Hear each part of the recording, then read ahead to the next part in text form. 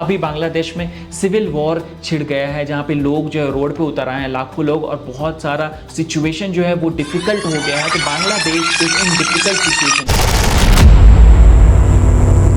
तो हो जाइए तैयार बनने के लिए ज्यादा समझदार। और इस वीडियो में हम डिस्कस करने वाले हैं एक बहुत इंपॉर्टेंट टॉपिक की, जो कि है डिस्क्रिप्टिव एडजेक्टिव। यहां पे क्या होता है ये डिस्क्रिप्टिव एडजेक्टिव, और इसके बारे में हम समझेंगे, इसके एग्जांपल्स देखेंगे, क्विज करेंगे, इंफोटेनमेंट होगा, बहुत सारी चीजें होंगी इस वीडियो में। और आपको बस बैठे रहना है और चीजों को धीरे धीरे सीखते जाना है, ताकि आप बने फर्राटेदार इंग्लिश बोलने वाले पर्सन। और इंटरव्यूज, एग्जाम्स, इन सब में फोड़ दें, इंग्लिश ग्रामर आए, चाहे इंग्लिश लिखना पढ़ना जो भी है। चलते हैं सबसे पहले इसके डिस्क्रिप्शन के बारे में। तो एडजेक्टिव्स ऑफ क्वालिटी और डिस्क्रिप्टिव एडजेक्टिव भी जिसको बोलते हैं, डिस्क्राइब द कैरेक्टरिस्टिक्स और attributes of a noun. Characteristic यानी कि चरित्र, और इसका एट्रीब्यूट्स बताता है, उसके गुण के बारे में यहाँ बात करता है। नाउन के बारे में जो भी उसका कैरेक्टरिस्टिक है, उसका चरित्र है, जैसे कलर हो गया, साइज हो गया, शेप हो गया, पर्सनैलिटी ट्रेट्स हो गया, इन सब चीज़ों के बारे में बात करता है। किसके? नाउन के बारे में। ठीक है, नाउन क्या होता है? Noun is the name of person, place और थिंग। ठीक है, वो लड़का लड़की कोई भी हो सकता है, कोई चीज़ हो सकती है, कोई बुक हो सकता है, जो भी चीज़ें हैं उसके बारे में डिस्क्रिप्टिव एडजेक्टिव उसके पर्सनैलिटी ट्रेट और उसके कैरेक्टरिस्टिक के बारे में बात करता है। ये आंसर देता है कुछ इस क्वेश्चंस का, व्हाट काइंड। अगर कोई आपसे पूछोगे व्हाट काइंड, तो यहाँ पे जो आंसर आएगा उसमें आपको डिस्क्रिप्टिव एडजेक्टिव का यूज करना पड़ सकता है।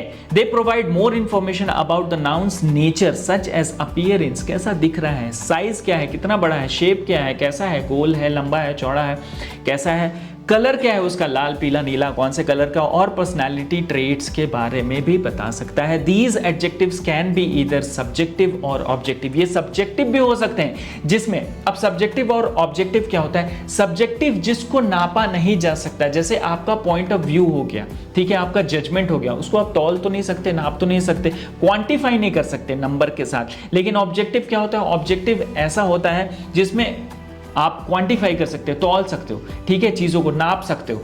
जैसे कि ऑब्जेक्टिव में अगर आप बोल दो कि 182 मीटर्स का लंबा एक स्टैचू है, तो वहाँ पे ये चीज़ जो है ऑब्जेक्टिव हो गई। लेकिन अगर आप बोलो कि यार मुझे लगता है बहुत बड़ा स्टैचू है, तो वहाँ पे ये कितना बड़ा है ना, तो ये सब्जेक्टिव हो गया। ठीक है, जिसमें आप क्वांटिफाई नहीं कर सकते चीज़ों को। अब एक एग्जांपल देख लेते हैं यहाँ पे कैसे कैसे ये यूज आता है हमारे नॉर्मल लाइफ में, रियल लाइफ सिचुएशन में। The brave fire fighter saved the child. Brave fire fighter मतलब बहादुर फायर फाइटर ने बच्चे की जान बचा ली। तो ये डिस्क्रिप्टिव है। यहाँ पे ब्रेव जो है क्वालिटी के बारे में बता रहा है एक फायर फाइटर के। फायर फाइटर कौन होता है? जो आग बुझाने वाले होते हैं ना, कर्मचारी, उनको हम फायर फाइटर बोलते हैं। She has a beautiful smile, उनकी मुस्कान बहुत सुंदर है। तो यहाँ पे ब्यूटीफुल स्माइल जो है, ये ब्यूटीफुल वर्ड जो है वो हो गया आपका डिस्क्रिप्टिव एडजेक्टिव, और ये स्माइल के बारे में बात कर रहा है, उसका अपीयरेंस के बारे में बता रहा है। और यहाँ पे जो है ये सब्जेक्टिव होगा, क्यों? क्योंकि इसको तौल नहीं सकते। कैसी, कितना खूबसूरत, बहुत खूबसूरत, 100 ग्राम 200 ग्राम खूबसूरत, ऐसा तो नहीं बोल सकते। तो यहाँ पे ये सब्जेक्टिव डिस्क्रिप्टिव एडजेक्टिव के अंदर आता है। बहुत सारे कीवर्ड्स हैं, आप चाहे तो नोट डाउन कर ले, लिख ले, ताकि आपको आगे भी याद रहे। अदरवाइज आप बार बार यहाँ पे आके वीडियो देख सकते हैं, फ्री है। चैनल में आपके लिए सारा का सारा वीडियो फ्री रखा गया है। हमारे एप्लीकेशन पे बहुत सारे फ्री रिसोर्सेस है, जहाँ पे आप स्किलियन लैब एप्लीकेशन डाउनलोड कर सकते हो प्ले स्टोर से। हमारे वेबसाइट skillianlab.com पे भी जा सकते हो, और वहाँ पर भी आपको ये फ्री रिसोर्सेस मिल जाएंगे हमारे कोर्स इंग्लिश विद AI के अंदर। नाउ नेक्स्ट एग्जाम्पल है, Bangladesh is in difficult situation. आपने देखा होगा अभी बांग्लादेश में सिविल वॉर छिड़ गया है, जहाँ पे लोग जो है रोड पे उतर आए हैं, लाखों लोग, और बहुत सारा सिचुएशन जो है वो डिफिकल्ट हो गया है। तो Bangladesh is in difficult situation. यहाँ पे सिचुएशन क्या है? नाउन है, और डिफिकल्ट क्या है? मुश्किल सिचुएशन है यहाँ पे बांग्लादेश के लिए। The ancient temple stands tall. यहाँ पे बोला एंशियंट टेम्पल यानी कि पौराणिक, पुराना जो मंदिर है वो बहुत लंबा खड़ा है। डिस्क्रिप्टिव है यहाँ पे, एंशियंट जो है वो बता रहा है कि मंदिर बहुत पुराना है, तो इसके कैरेक्टरिस्टिक के बारे में बता रहा है। यहाँ पर भी सिचुएशन के कैरेक्टरिस्टिक के बारे में बता रहा है, एट्रीब्यूट्स के बारे में बता रहा है। तो ये डिस्क्रिप्टिव एडजेक्टिव्स होते हैं। ठीक है, अब बहुत हो गई बात इन सब चीज़ों के बारे में। एक छोटी सी शायरी हो जाए, ताकि आपको भी थोड़ा सा ब्रेक मिल जाए, पढ़ते पढ़ते मज़ा आ जाए, है ना।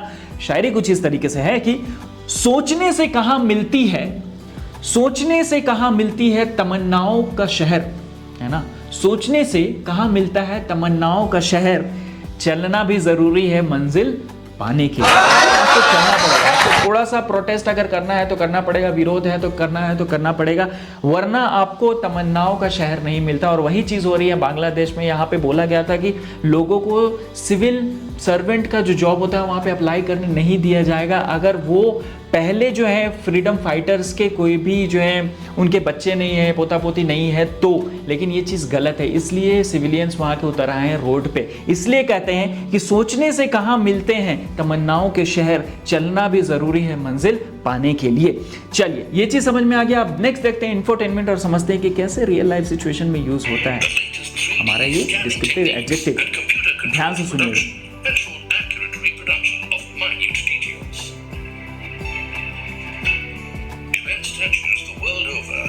यहाँ पे एक बार फिर से मैं प्ले कर देता हूँ आपके लिए।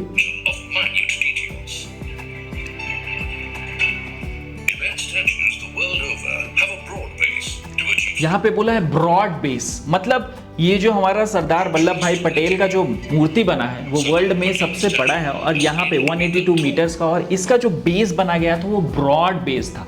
तो यहाँ पे बेस के बारे में बात किया जा रहा है कि ब्रॉड बेस है, तो उसका अपीयरेंस, उसके कैरेक्टरिस्टिक्स के बारे में बात कर रहे हैं। और यहाँ पे यूज हो रहा है हमारा ये जो ब्रॉड वर्ड है ना, वो है हमारा एडजेक्टिव। कौन सा एडजेक्टिव? Descriptive adjective. अब बहुत हो गई इन कॉन्सेप्ट के बारे में बात, अब बारी है आपकी आंसर करने की इन क्विजेस को। तो थम के बैठ जाइए और कमेंट में डालिए ए, बी, सी या डी, कौन सा आपको लग रहा है सही आंसर है इस क्वेश्चन का। Adjectives of quality, answer which question, किस क्वेश्चन को आंसर करते हैं। हाउ मेनी, वेयर, हु और व्हाट काइंड, कौन सा आपको लगता है सही आंसर है। मैंने बताया भी था आपको पढ़ाते समय कि किस चीज का आंसर देता है ये डिस्क्रिप्टिव एडजेक्टिव, और सही आंसर है। 2 सेकंड का टाइम देता हूं आपको, जल्दी बताइए।